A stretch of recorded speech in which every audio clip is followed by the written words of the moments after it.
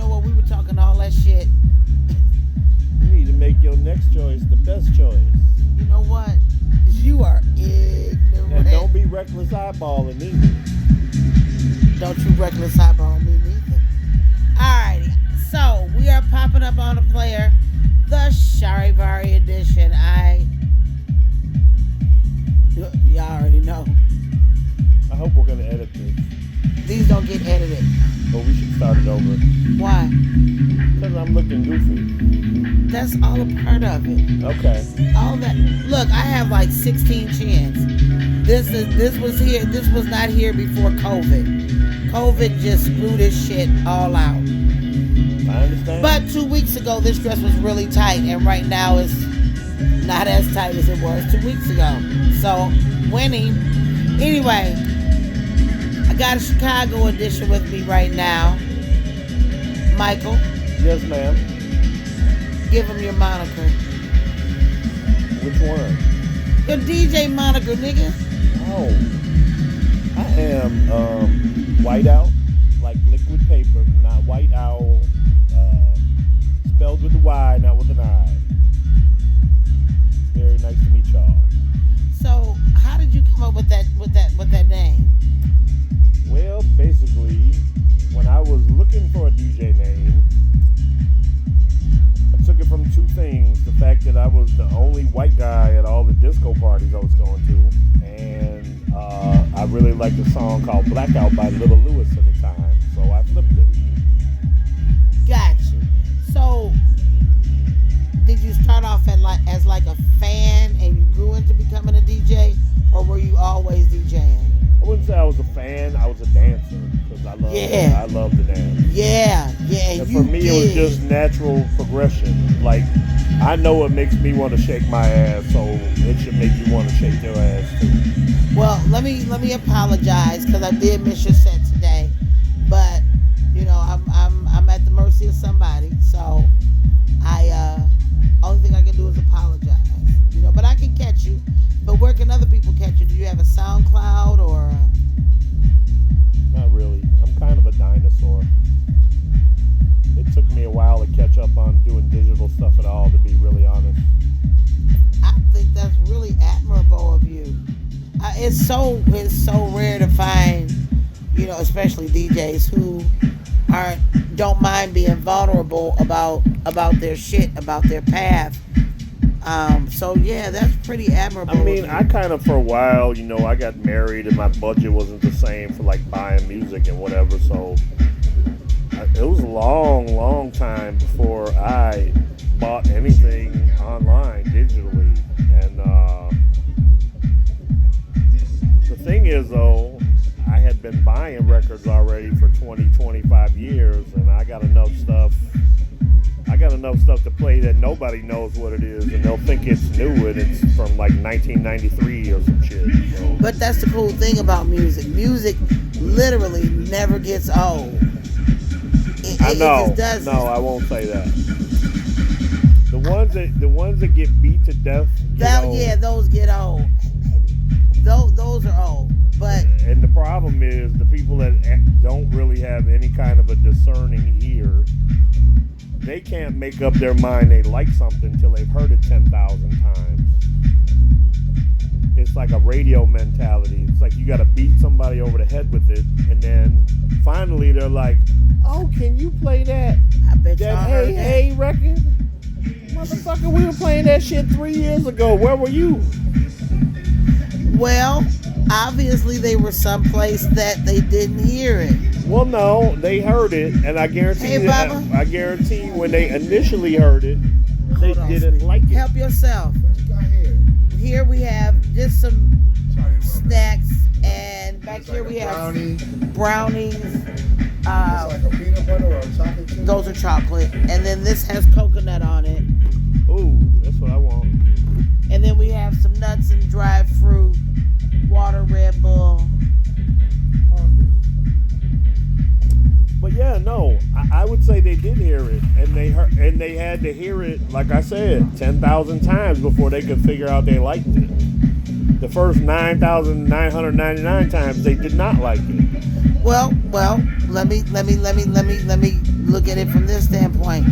Maybe they played it that much because the people like to hear it and they like the reaction that the crowd gave it. It's not that it's all these things are generally based because they're good records initially, but when certain populations in the community gravitate towards a very, very, very limited supply of things,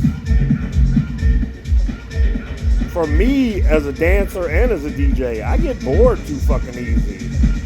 I'd rather you give me something I never thought I'd hear anybody play anywhere. So can I stop you right there and ask this question? Don't you think that a tad bit selfish? Because yeah, you play for yourself, but when you got people dancing, you got to play for them.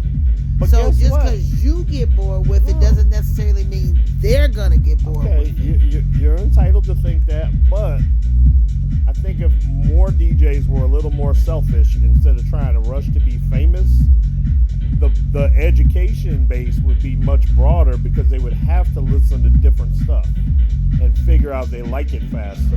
The problem is DJ A plays this song, everybody goes crazy.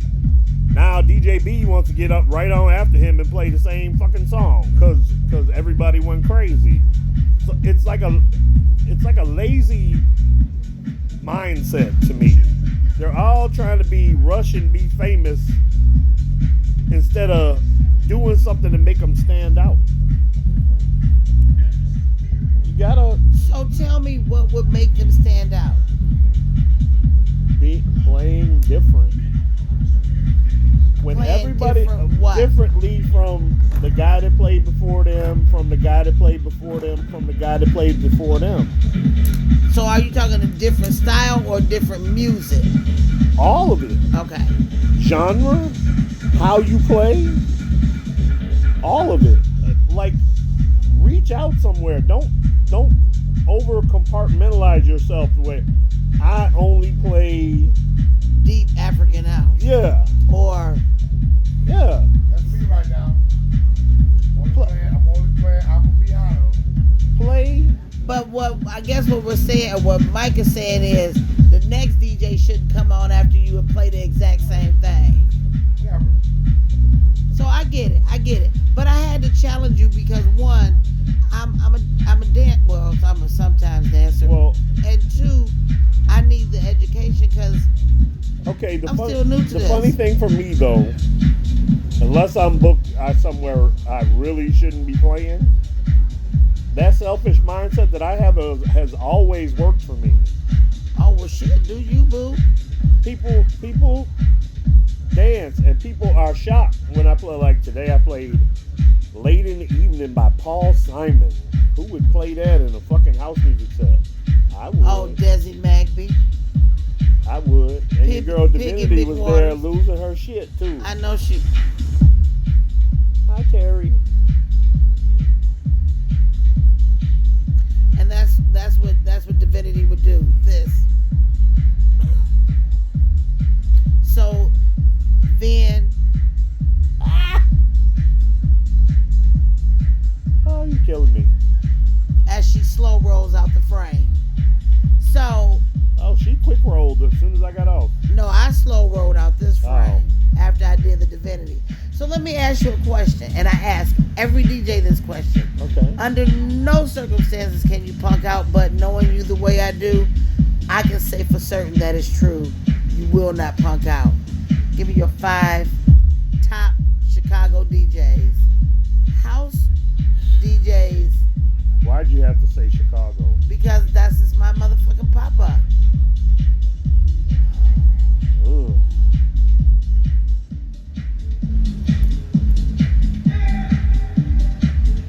Ooh. I just like the people to know that I've never seen this man at a loss for words. So right now, I'm feeling all Ren and Stimpy-ish, happy, joy inside. Can I make a confession?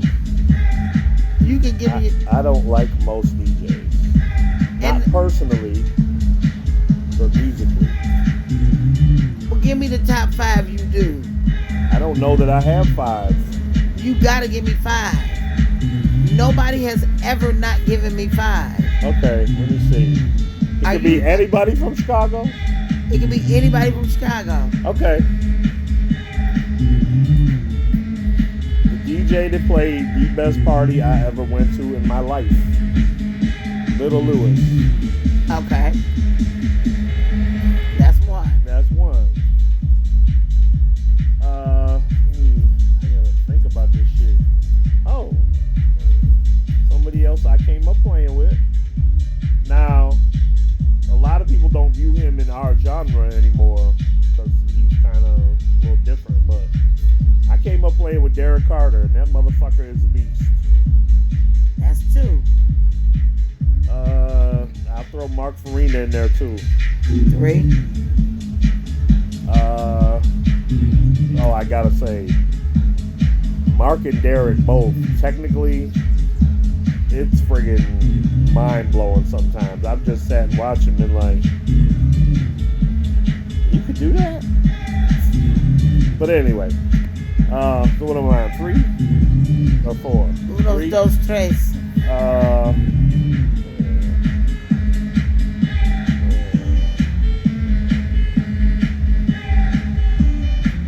I'll say my boy Cordell Johnson. Let's hear it for the Johnsons.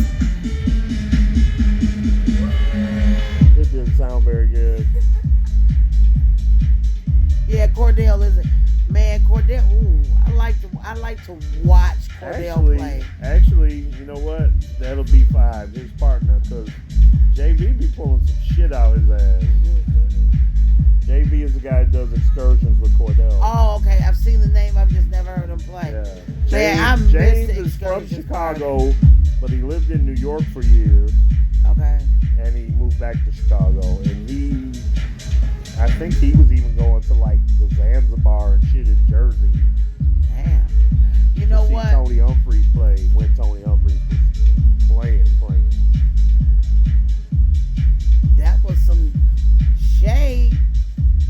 Well, a lot of people go to Europe and they sound hard for a while, and then they got to come back for a while to. It's not shade. When Tony's on, he's a on. savage. I heard him play at Louis Vega in Chicago, the very first Chosen Few I ever went to. Well, I heard him play with Louis and David Morales, and he dog walked both of them. And I'm saying that on the record. That it was the year that Frankie got sick. Wow. You know what? Tony Humphries destroyed that shit that night.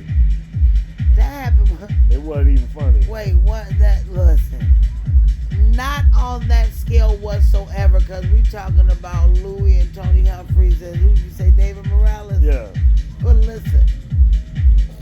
So one night, there's always been this very healthy beef with Earl and Bruce and God rest his soul, Phil. Phil wasn't really part of the beef. It's like a DJ thing. Yeah. So Phil and Bruce were known as Charlie and Brown. Had killer sets when they played together. Absolutely killer sets. So Earl, being the petty ass Scorpio that he is, and I get it, he was going through something. Earl decides that he's gonna play Bruce and Phil's entire set and murder that shit. When I tell you, Earl was on fucking fire, oh my God. And I just remember seeing Bruce and Phil in the back standing like, the fuck just happened? That was one of the best, that was one of my best nights in the house. I know why I'm telling that story, but I don't need to broadcast why. Just understand that I'm 10 zillion light years away. Understand that. So we got the top 5 DJs. Okay. I know we only had top 5. Yeah. So if you had anything to say to, and I think you said it already, but I'm going to ask it this way. If you had anything to say say to your DJ brothers and sisters? What would you say to them? Talk to them. I would say,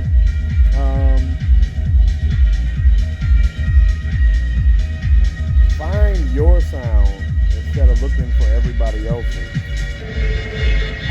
Dare to be different. I will respect you more for taking a chance, even if you lose it. Now you gotta have the skills to get it back if you lose it. But I appreciate people that take chances. I know I'm not every dancer on the floor, but I like to be challenged. I like you to give me something that just blows my fucking head. Like, dude, who does that? But then you sit there and you're like, but wait a minute.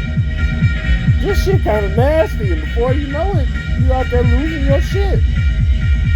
That's what I want. I don't want cookie cutter, everybody playing the same 20 Afro songs, everybody trying to sound the same or play the same, whatever the current hits are, because they all think they want to be famous. But guess what? You sound like everybody else. You do not stand out. People are not going to remember your shit 20 years from now. Yes, they will, because I'll be here to report about it. No, not like they will if you get in front of a big ass crowd and just play that one shit where people are like, damn. Like, I remember, okay, it was one year I played at the block party. The only year I got to play on the big stage. I played what is it? Stevie Wonder, Master Blaster,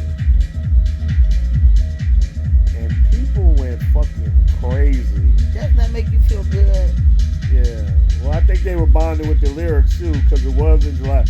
It's hotter than July. Dang. Yeah. Yeah, those moments are kind of magic too. I bet you they are. So, if you had anything to say to the dancers, what would you say to them? I would say to them, try to be a little more open-minded.